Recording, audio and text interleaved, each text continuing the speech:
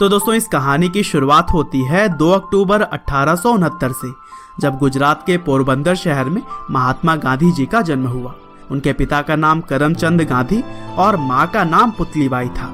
हालांकि भले ही गांधी जी पोरबंदर शहर में पैदा हुए थे, लेकिन जन्म के कुछ साल बाद ही उनका पूरा परिवार राजकोट में रहने लगा और फिर गांधी जी की शुरुआती पढ़ाई भी वहीं से हुई थी। और दोस्तों 9 साल की उम्र में पहली बार स्कूल जाने वाले गांधी जी शुरू से ही काफी शर्मीले थे और वह बचपन से ही किताबों को अपना दोस्त मानते थे। और फिर आगे चलकर महज 13 साल की उम्र में ही उनकी शादी उनसे 1 साल बड़ी लड़की कस्तूरबा से हो गई। दरअसल भारत में उस समय शादियां काफी छोटी उम्र में ही हो जाया करती थी। हालांकि आगे चलकर जब गांधी जी करीब 15 साल के थे तब उनके पिता का निधन हो गया और फिर पिता के निधन के 1 साल बाद ही गांधी जी की पहली संतान भी हुई। लेकिन दुर्भाग्य से जन्म के कुछ समय बाद ही बच्चे की मृत्यु हो गई थी और इस तरह से गांधी जी के ऊपर मानो दुखों का पहाड़ टूट पड़ा हो। हालांकि इन कठिन परिस्थितियों में भी गांधी जी ने खुद को संभाला और फिर 1887 में अहमदाबाद से उन्होंने हाई स्कूल की पढ़ाई पूरी की और फिर आगे चलकर कॉलेज की पढ़ाई करने के बाद से मावजी दवे जोशी जी की सलाह पर गांधी जी ने लंदन जाकर लॉ की पढ़ाई की। हालांकि 1888 में गांधी जी दूसरी बार पिता बने और इसी वजह से उनकी मां नहीं चाहती थी कि वह अपने परिवार को छोड़कर कहीं दूर जाएं। लेकिन कैसे भी करके उन्होंने अपनी मां को मनाया और फिर 4 सितंबर 1888 को लंदन पढ़ाई के लिए वह चले गए और फिर 1891 में पढ़ाई पूरी करके वह अपने वतन भारत वापस आ गए।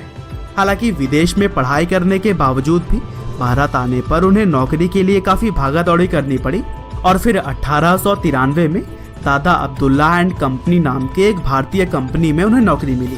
हालांकि इस नौकरी के लिए उन्हें साउथ अफ्रीका जाना पड़ा था।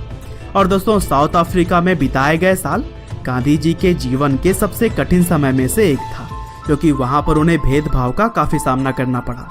हालांकि इन्हीं भेदभाव ने ही उन्हें इतना सक्षम बना दिया कि वह लड़ने के लिए पूरी तरह से तैयार रहते थे।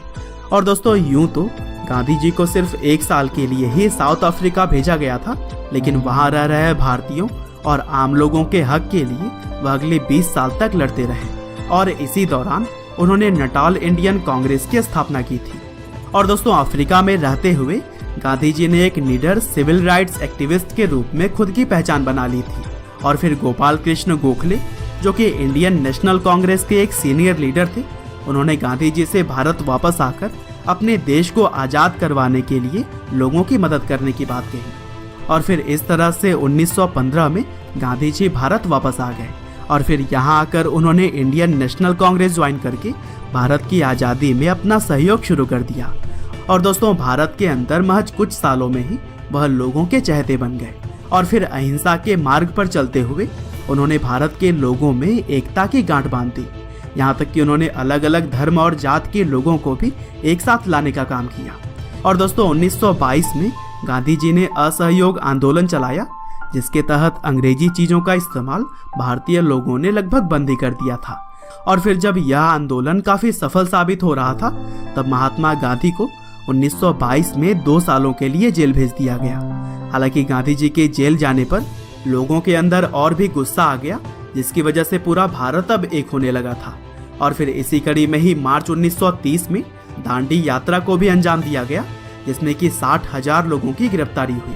और फिर इसी तरह से ही आगे भी गांधी जी के नेतृत्व में क्विट इंडिया मूवमेंट की तरह ही कई और भी आंदोलनों को अंजाम दिया जाता रहा और इस दौरान गांधी जी की बहुत बार गिरफ्तारी भी हुई।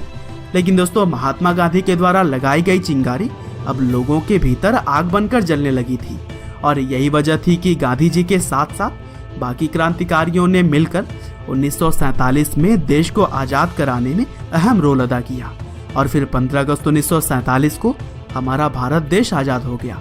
हालांकि अभी देश के अंदर आज़ादी का जश्न चल ही रहा था, तभी 30 जनवरी 1948 को नाथूराम गोडसे ने गांधी जी की गोली मारकर हत्या कर दी और फिर इस घटना ने न सिर्फ देश में बल्कि पूरी दुनिया में ही शोक फैला दिया। हालांकि 15 नवंबर 1949 को गांधी जी के हत्यारे नाथूराम को फांसी दे दी गई थी। बहरहाल दोस्तों अंत में बस मैं यही कहना चाहता हूँ कि जब तक गांधी जी जीवित रहे तब तक अहिंसा को ही हर चीज का जवाब मानते रहे और इसी सिद्धांत के दम पर ही उन्होंने अपनी पहचान बनाई थी। हालांकि भले ही वह अब हमारे बीच नहीं है, लेकिन उनकी सीख और उनके सिद्धांत आज भी पूरी दुनिया मानती है। उम्मीद करते हैं कि गांधी जी की यह बायोग्राफी आपको जरूर ही पसंद आई होगी। आपका बहुमूल्य समय देने के लिए बहुत बहुत धन्यवाद।